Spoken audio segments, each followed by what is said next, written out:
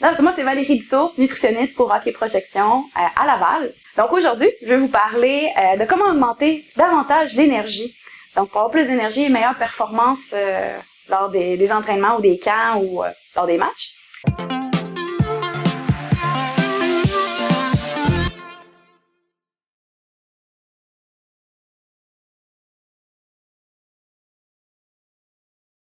Pour ce faire, pour augmenter l'énergie, on peut faire des cycling. Donc, j'explique le cycling, c'est-à-dire en utilisant le gras lors de l'entraînement. Souvent, on va se faire dire, mangez pas de gras, ça va vous ralentir, tu as juste besoin de tes pâtes, mange du pain pâtes avant l'entraînement, pendant, puis après. Mais des fois, certains, ça peut même les ralentir, là, donc d'avoir trop de glucides, même au contraire, ils vont arriver à être pendant, ils vont avoir une baisse d'énergie, donc ils sont obligés de prendre un Gatorade, prendre un gel, prendre quelque chose. Puis des fois, ça fait en sorte que ça nuit quasiment à la performance. Fait que faire des cycling, c'est-à-dire de diminuer les glucides à un niveau plus très bas, puis d'avoir des bons gras dans l'entraînement, juste d'avoir des gras, permet le corps de prendre le gras comme source d'énergie. Parce que le corps, il peut rouler sur du sucre, puis il peut rouler sur du gras. Sauf qu'il va tout le temps préférer le sucre parce que tu lui donnes du sucre. Mais si on a absence de sucre, ben le corps il est obligé de prendre de quoi pour survivre. Donc, il va aller chercher le gras à l'énergie, comme source d'énergie. Fait qu'une fois qu'il utilise le gras comme source d'énergie, ben le corps il devient adapté à prendre le gras comme source d'énergie. Mais ça se fait pas comme ça.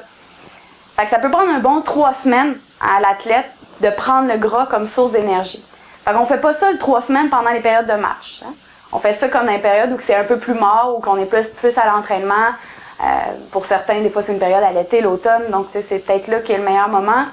Fait que fait le cycling pour après ça ramène les glucides, puis la performance là, elle fait juste monter parce que le corps est capable de prendre le gras, capable de prendre le sucre, puis il peut gérer les deux, puis le sucre souvent ça va être intense. Fait que là, quand c'est ton dernier sprint, c'est là qu'il va prendre vraiment le sucre, puis tu vas l'avoir en réserve.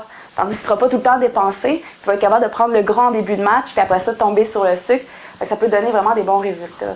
C'est important le gras, puis on l'oublie souvent. Puis en plus, le gras, il permet l'absorption de vitamines, comme la vitamine D, qui est très important chez l'athlète, la vitamine A, la vitamine E, puis la vitamine K. Donc, c'est les 4 vitamines qui sont très essentielles. Ça ralentit la digestion, donc on arrive moins affamé tout le temps. Souvent, j'ai vu des jeunes athlètes, là, ils mangent tout le temps, là, fait qu'ils enlèvent toute l'épicerie quasiment tout de suite. Fait que s'assurer de mettre le gras va ralentir la digestion, donc des olives, des avocats, de l'huile. On peut utiliser le lait de coco aussi dans des puddings, certaines choses qu'on peut faire, même dans le smoothie, se mettre un peu du lait de coco, ça peut être des solutions.